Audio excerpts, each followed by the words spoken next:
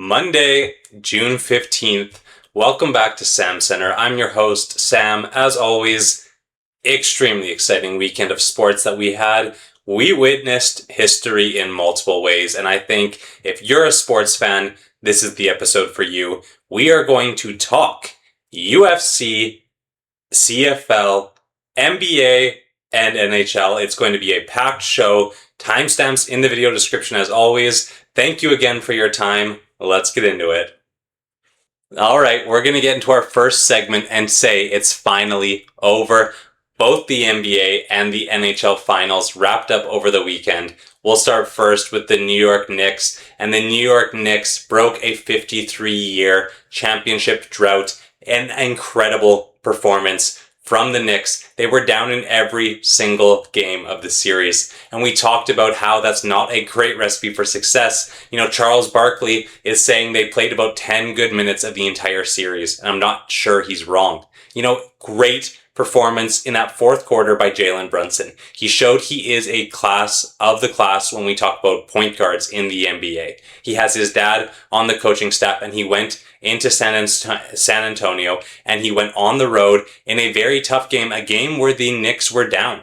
And it looked like maybe they were content with just taking this game, taking their licks, and going back home and finishing it Game 7 in the Garden, which would have been insane.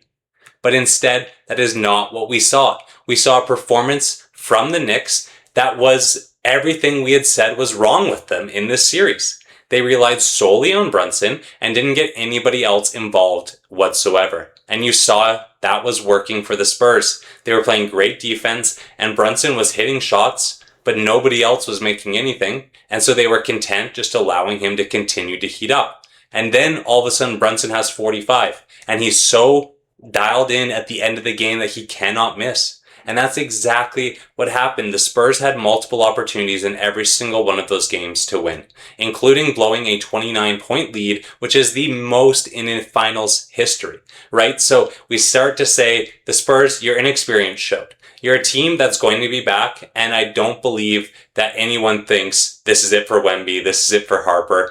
They averaged 22 years old in their starting five, the youngest in history, and their inexperience showed. A team like the Knicks was able to continue to fight and go on runs and weather the storm, whereas the Spurs went up big, and then when some fight came back from the Knicks, they crumbled, and the Knicks did not. Continuously in every single one of those games, obviously minus the one big one there from the Spurs. But basically what we're saying here, New York, you are champions. It's the first time you've been able to say that in many, many years. 53 to be exact. Very cool for the city. You saw watch parties going crazy, and I honestly think it's better that they won it in San Antonio, because we would have seen that city burn to the ground. I think there would have been violence, which we already saw, and something that you can't condone, but you also cannot say a few fans ruin everything, right? There's going to be a ton of Knicks fans celebrating out there who have waited their whole lives for this, and they're just going to celebrate and go out and have fun with their friends. They're shutting down the city, baby. This has to be a national holiday for the New York Knicks. Jalen Brunson eats for free anywhere he goes. He took a pay cut to keep that core together to win in New York with his dad on the coaching staff, and that's exactly what he did. He took home the Finals MVP, scoring 45 in the most important game of their entire season. Game 6 on the road in San Antonio. Excellent performance, Game 5 on the road in San Antonio. Excellent performance by the Knicks all around. They are your 2026 NBA champions. And then we had our other finals ending, this time Game 6, and it was the Carolina Hurricanes as well, going on the road and beating the Las Vegas Golden Knights. And this game was pure domination. It was a pure showing of class from the Carolina Hurricanes. Their defense is incredible. Their defenders can use their sticks in ways that a lot of other guys can't. They're extremely well coached.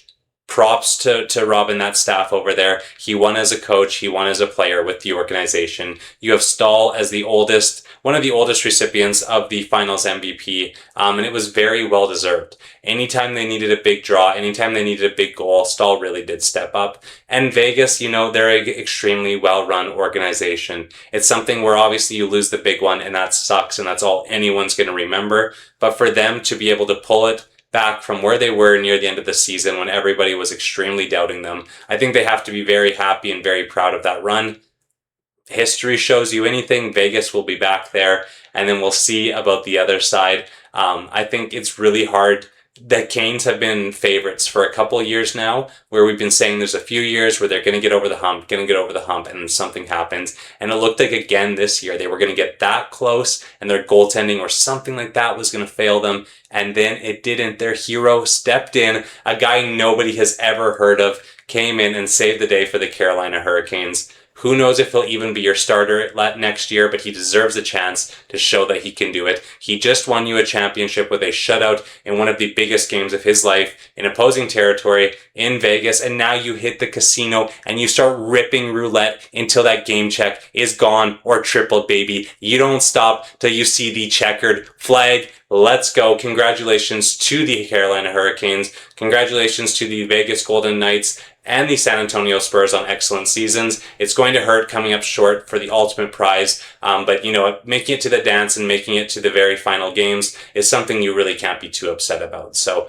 Hurricanes and the New York Knicks are your champions. Let's move on with the show. Cannot wait to talk CFL. I am super excited about this week. All right, let's talk CFL and why it is the best football league in the entire world. It's exciting every single week. If you're not watching it, you are missing out. We finally had a game and not within one possession. We had the Hamilton Tiger Cats going into Winnipeg and defeating the Winnipeg Blue Bombers by a score of 37-27. And it's exactly what I said might happen. I said Hamilton needs to relax, and Blue Bombers in Winnipeg, you might struggle with teams like Hamilton. As we talked on Friday, that's exactly what we saw. Hamilton continued to air out the ball consistently. Winnipeg just didn't have the firepower at the end. Bo Levi Mitchell does not slow down. That entire receiving core over there in Hamilton can fly. And they showed at the end of the game that they can manage things with their defense and their run game if needed. Went into an extremely hostile environment there in Winnipeg and took down the Blue Bombers. The Rum Hut was bumping. Kate Burness, Milt Stiegel, everybody was partying with the crowd and they went home disappointed. For Winnipeg though, as we've talked, and as we talked in our Friday show, you're going to be just fine, right? There's a lot of games where you're going to be competitive every single time in the West. There's winnable games. Hamilton is just a regular season team, in my opinion. They're a team that is set up to win regular season games. They can bomb a ton of points. They're never out of a game. And so if you fall behind early and if you're not up for the task and if you want to run and rely on the Brady Oliveras, that's excellent. But when you're down 2 scores in the second quarter, in the third quarter, game plan starts to go out the window a little bit, right? So congratulations, Hamilton Tiger Cats. You join the Victory Monday board, as well as the Montreal Alouettes and the Saskatchewan Roughriders. Montreal took on the Toronto Argonauts and beat them by a score of 37-30. And it was another fairly competitive game. Toronto was up for portions of this game, and Chad Kelly was really showing he's an elite CFL quarterback. But I think a lot of the same issues from last year proved themselves again this year, where I said Toronto has the opportunity to put up points on offense. They're never out of a game and they can sling that rock around, and you saw that. 30 points against Montreal is nothing to be ashamed of. But you cannot give up 37 and expect to win many games in professional football. And that's the same thing that happened last year. They would get outscored, they would get into these firefights, and the totals would look great, and the game, by the end of it, would look close. But in reality, it was clear who was going to come out. And this one was a little different, right? We had a big turning point in that last quarter when Montreal ended up blocking a punt. And so taking that back in for a touchdown really changed the course of the game. Up until that point, we were extremely close. Getting that touchdown now on defense and special teams changed the entire complexity. The crowd is going wild. Montreal showed their championship medal. They showed their experience. they're going to be a very difficult team to beat. I think we have some excellent teams in the CFL this year. I think there's two very good teams out east in Montreal and Hamilton, and I think there's two very good teams out west in Saskatchewan and BC, who took on each other in the final game of our slate on Saturday night. Saskatchewan ended up taking down the BC Lions by a score of 31-27. And to me, I doubted the Saskatchewan Roughriders by saying there might be a bit of a championship hangover. There might be that time where they say, okay, a war against a BC team, Rourke is slinging it, they might come back late, something like that could happen, BC wins a close one. And really, that's what happened. It's competitive the entire game, Rourke leads a drive, BC goes up late, and you think, okay, looking pretty good now for the Lions. They might be their year, it might be their time. The Riders, they'll never be out of games, but this might be a tough one for them, right? And instead, Trevor Harris and the Saskatchewan Roughriders do not give up. I saw Trevor Harris taking a knee on the sidelines, watching that final drive as Nathan Rourke attempted to lead the BC Lions back with under 45 seconds left in the game, and he was on the knees on the sideline watching like it was the Grey Cup. So this man wants to win every game that he's in. The overhaul of their roster, the turnover from winning the championship, the factors of celebrating and having the ring ceremony and all of the pressures did not affect them. That is a true championship team that you see in Saskatchewan, and they have a real chance to go back to back because BC is one of those teams, and obviously really, really early on, right? We're going to keep talking about this every single week. We're going to say BC is going to be in it, but they really did show they are the more poised team. They're the team who can hang in there in a hard-fought competitive game and not blink. Being at home really helped. Saskatchewan took it over. Incredible performance by their receiving core. Harris made some big throws when he needed, but he also got bailed out in the end zone by the BC player missing a pick, which allowed Saskatchewan to put up some extra points and put pressure on BC then to go down and score a touchdown instead of a field goal, which changes the entire complexity of the game. If that last play is picked off in the end zone on second down instead of dropped, now BC can go down and does not need a touchdown. They just need a field goal. Instead, it's not. That's how football goes. Right through the uprights, Saskatchewan then kicks it off, pins BC deep in an entirely different game, right? So beautiful performance. The champs are champs for the reason they are our final team on the board of Victory Monday. Our 5 champions from the weekend get to be on here. Again, this is only week 2 of the CFL. So many more exciting games yet to come. We are going to be breaking down the following week, week 3, on our Wednesday show, as that's our big CFL focus show. Thank you all again. Please tune into the CFL. I'm telling you, if you miss these games, every single one of the games in the first 2 weeks, other than the Hamilton-Winnipeg game, has ended within 1 possession, and the other game was only a 10-point game that was close to the very end. CFL, baby. Best league in the world. Now, final segment of the week, we are going to talk UFC Freedom 250, and what a show it was. I wish I was exaggerating. 7 fights, 7 knockouts. Unbelievable. The absolute cinema of having the Octagon in front of the White House. Beautiful. The live performance of every single fighter's walkout music by the band was incredible. Playing the Canadian national anthem for Amin Zahabi instead of before he came out. Beautiful. Everything about this show was awesome. If you're a UFC fan, you should be so happy you took the time to watch this card. Maybe the fight results did not go your way, and we're going to talk about it. Some fighters, some big favorites ended up losing, including the main event, but we are going to start at the top of the card with my good friend. I say good friend. I met him one time in Vancouver. I'll put that photo just up here. Diego Lopez taking on Steve Garcia, and I said it. I said, Steve is a tough fighter. He's taken on some good strikers, and he's come out on top. But Diego should be the better guy. Right now, in this form, I don't feel like Diego loses to anybody in that division not named Alexander Volkanovski. And I said that, and we saw it. The first round was quite competitive. I would have scored it for Garcia if I was being, quite unbiased. I think it was close. But obviously there was some trouble in the striking, and it looked like Diego was just simply being hesitant because he was allowing himself to settle into the fight, maybe whatever it was. But he got back to his corner, and the translation was okay. But SamCentre hablas un poco español. So I speak a little Spanish, and I went into that corner and I heard what his team was saying to him. And the corner said, hey, you got to sit in there. You got to make sure that you sit on something and make this man respect you.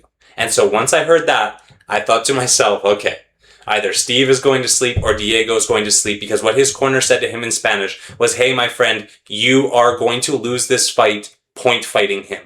You stand in the pocket and you sit on a right hand, you sit on an uppercut, you sit on something, and it's going to land. And that's exactly what happened.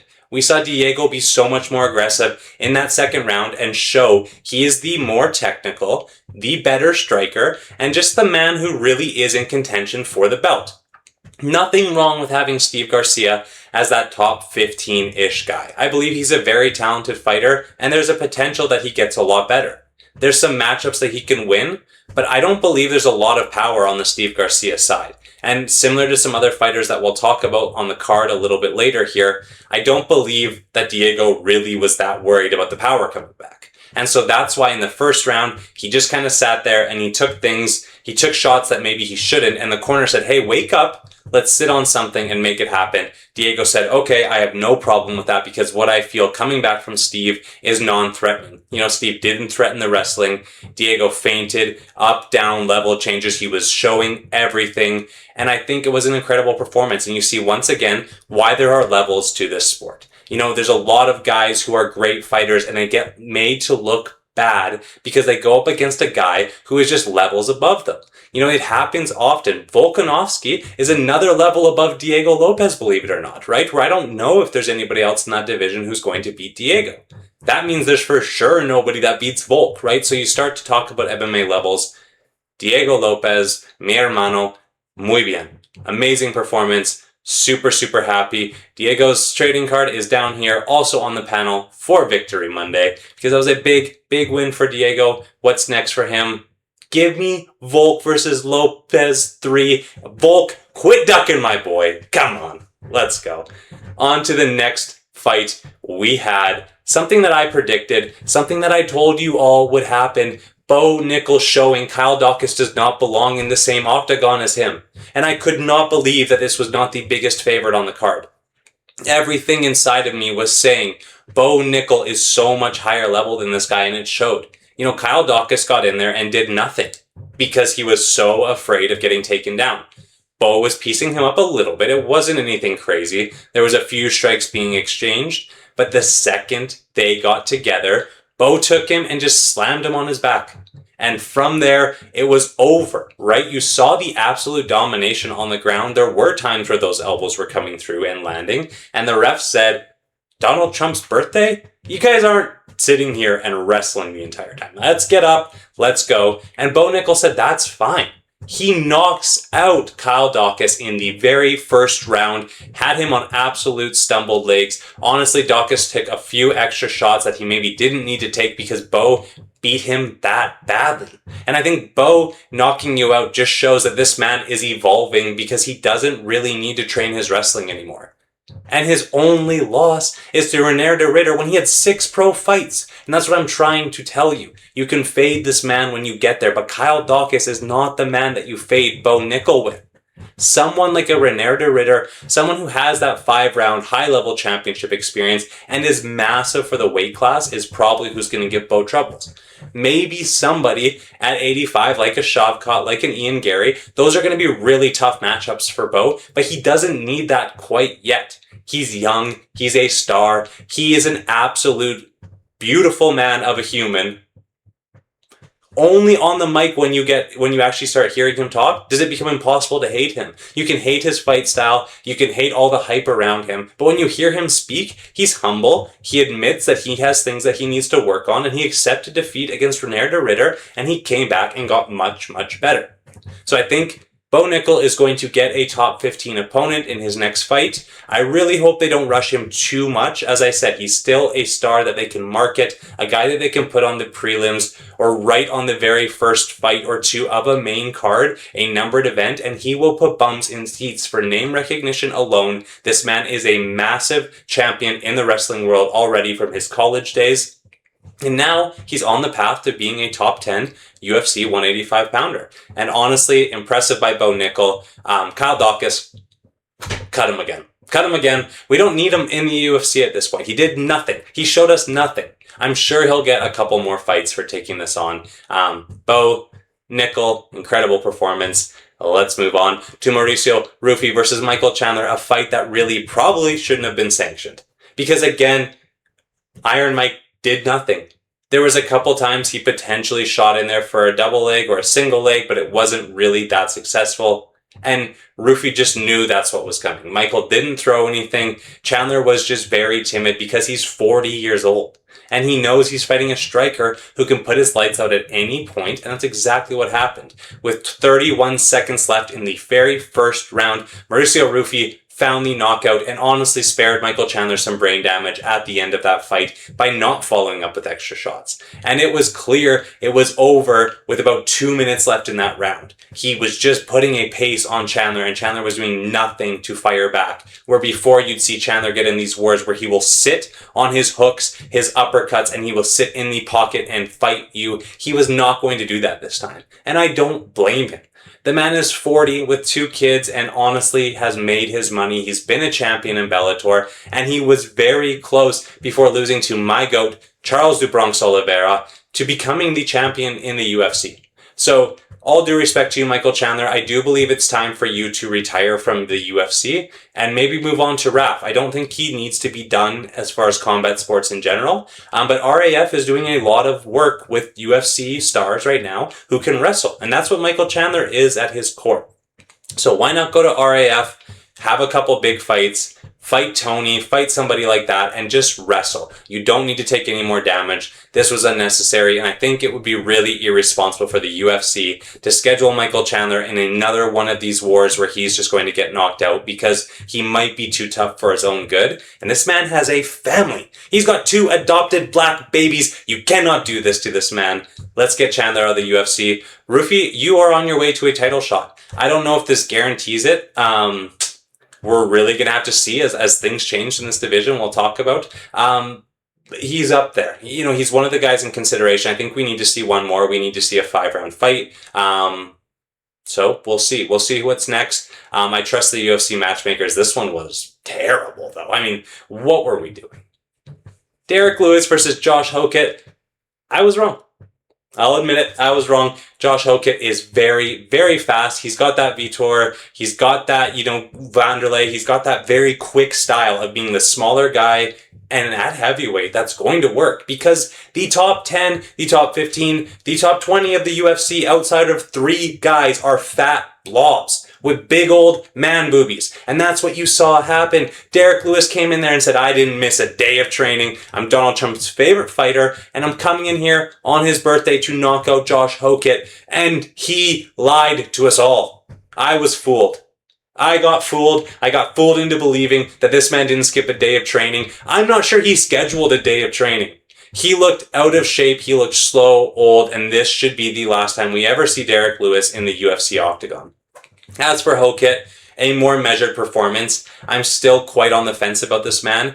He is a superstar on the mic, and there is no denying. I think he's starting to get his personality really down. Before it was becoming a little gimmicky, kind of just a copycat of what Sonnen did.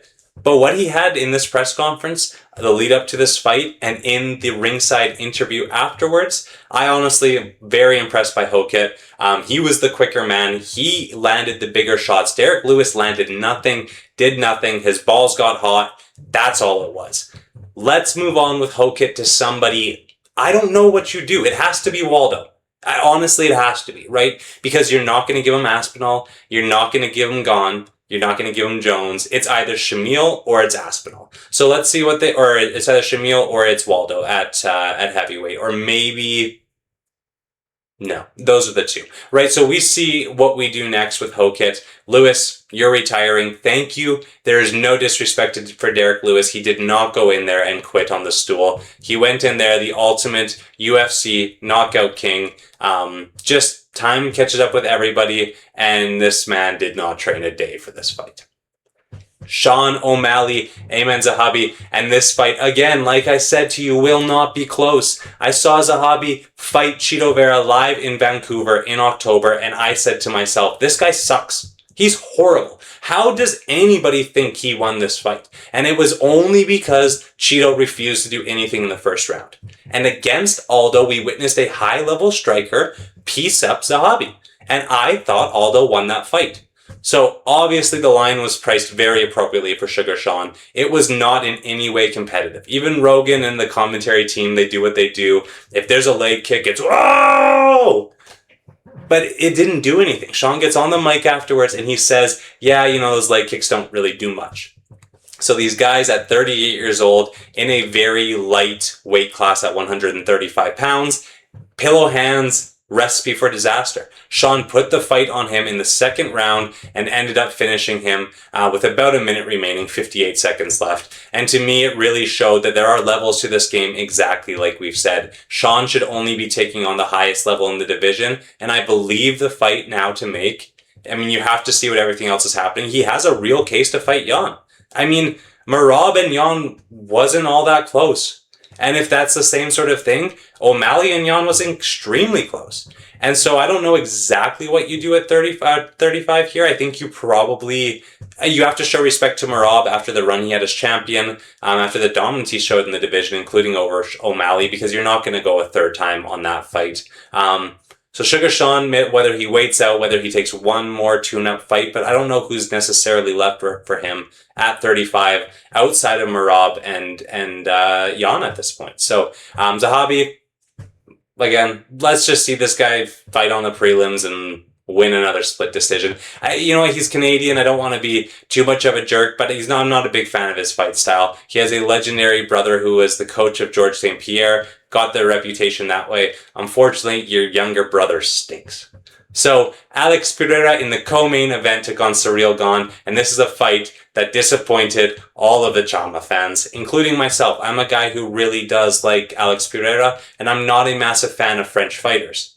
But as you can see, the trading card right beside me here, Ciryl Gane is here on the Victory Monday panel for a reason, because he ended up beating Alex Pereira and beating him violently in the second round by TKO. And the ref really did allow Alex to take a bunch of unnecessary shots. That fight could have ended 27 seconds earlier and been done 1 minute into the round. Instead, it took a minute 27 seconds into round 2 for Gane to finish things. And it was a really impressive performance. The first round was fairly close. I'd say the first half of the round belonged to Alex. He was very sharp, and he showed early on he was still fast and can hit hard. But then Gane started to really rack up damage. The leg kicks like we talked about, the shots to the body, and just the clean jabs, the clean striking, being the quicker man and being the true heavyweight. We made the joke about Alex's physique in our Friday show, and it really showed that maybe he didn't move up in the right way, right? John Jones took multiple years to move up to heavyweight, where Alex did it quite quickly, and I don't necessarily hate him for taking the risk. I think it's worth it to potentially go out there, make history, and change things up. But it didn't work out. Right? It ended up being one of those things then where Gane was able to just be the bigger man and ultimately the faster man. A guy who can take any damage coming his way from a guy that maybe shouldn't be at heavyweight, where Alex felt the power of a true heavyweight and hadn't gone down like that since Izzy beat him at 185. So it really is going to be light heavyweight as that perfect weight class for Pereira. I think he hinted to that in the post-game or in the post-match conference there with Rogan. And we'll see. There's definitely winnable fights at 205 still for Alex. And if he can make that cut, which I really do believe he can, all of the weight, it went to the wrong spots. So if he just loses some of that, he was already cutting significant amount of weight to make 185. He has a good team. I'm not super worried about him. If he wants to keep going, he could probably go back there. I can't imagine he retires, but I also don't know how much more motivation he has now. The man has essentially nothing left to prove to any of us. He's won multiple world titles in different weight classes, among different promotions, in different types of fighting. He really is a champion. He's a humble man, and all congrats to Ciryl Gane. He went out there and he showed against a very dangerous opponent that he is fast, he is a true heavyweight, and he is a problem in the heavyweight division. He is now the interim heavyweight champion of the world. Tom Aspinall and him is the rematch to make if Tom is healthy. Again, that's the biggest thing. If Tom can recover, obviously we run that fight as the immediate rematch for the unified heavyweight title of the world. Otherwise, your only option is truly Jon Jones.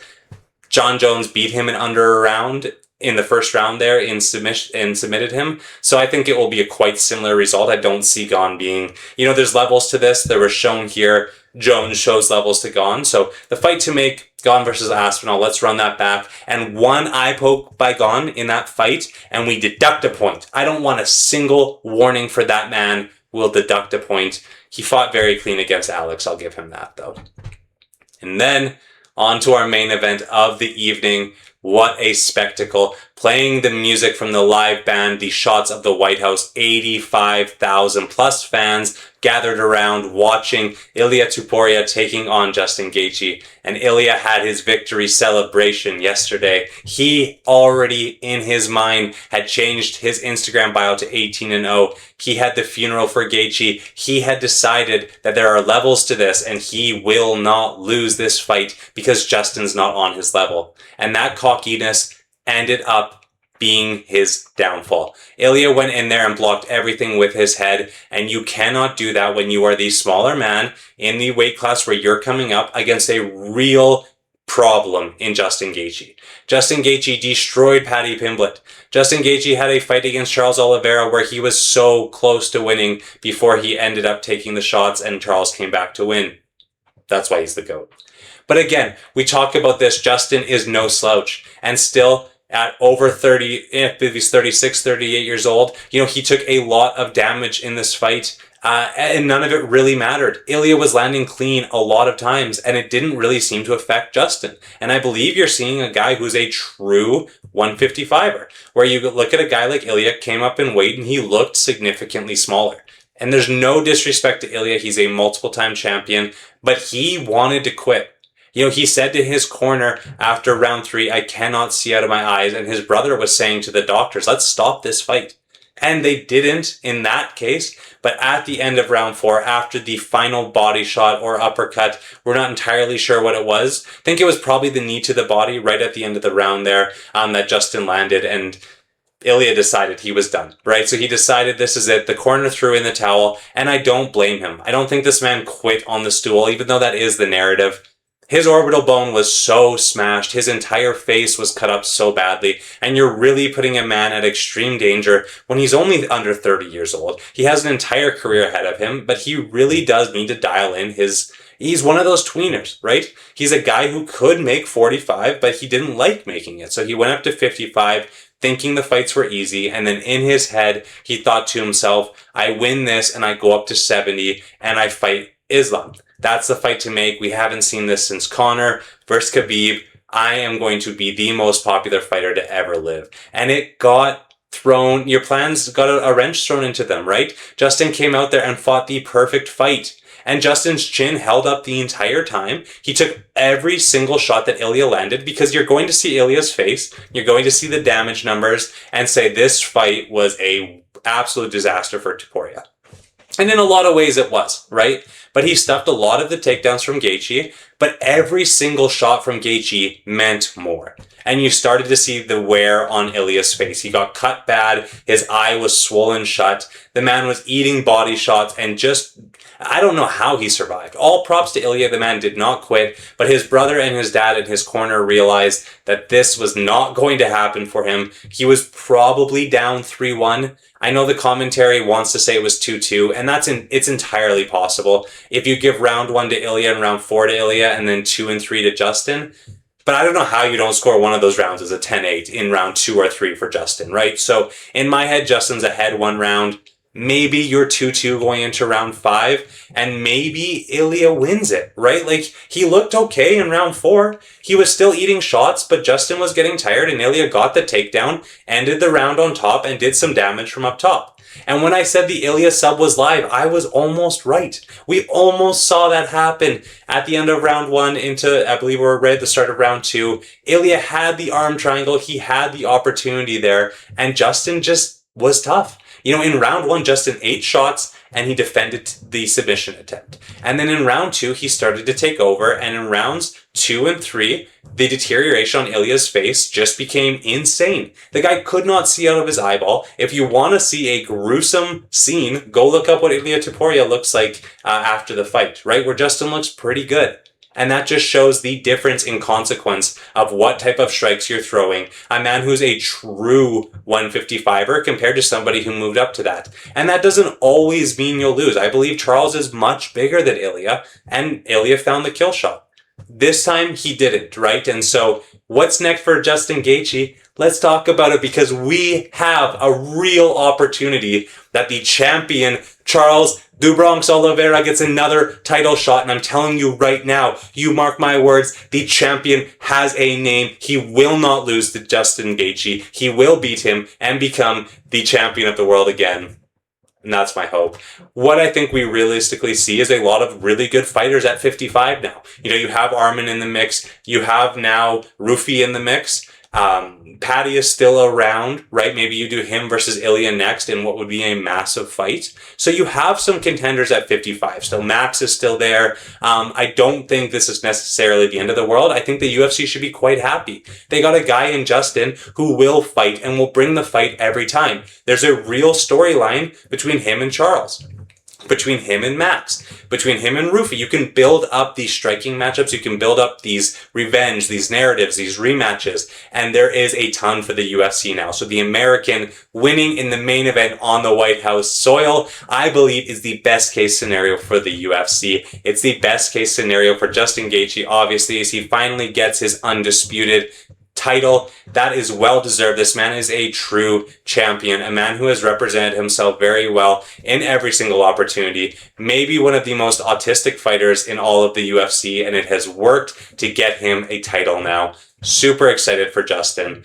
Super excited for this UFC card that we had. It was incredible. Look at the shots. Look at the background. Look at the walkouts. Just go back and replay it. This will be one of my favorite fights I ever got to watch, is this entire fight card. All 7 fights ended in KOs. I told you, do not skip one of them.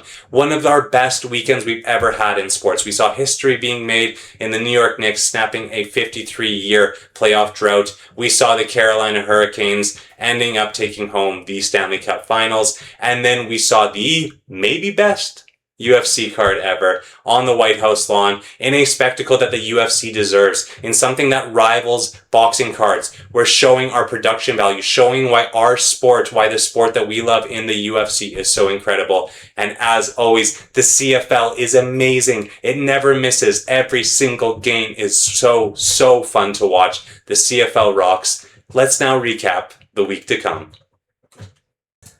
Alright guys, let's wrap up the show by just saying this. We have a very exciting week ahead. It's obviously going to be a little bit less packed with both the NHL and NBA Finals wrapping up. We still have daily baseball. We still have a UFC card on the weekend that we will break down on Friday between Manel Kape and Horiguchi. It is a rematch, and it's a fight which I'm extremely excited for. Give me the Japanese savage, Horiguchi. We will break it down on Friday.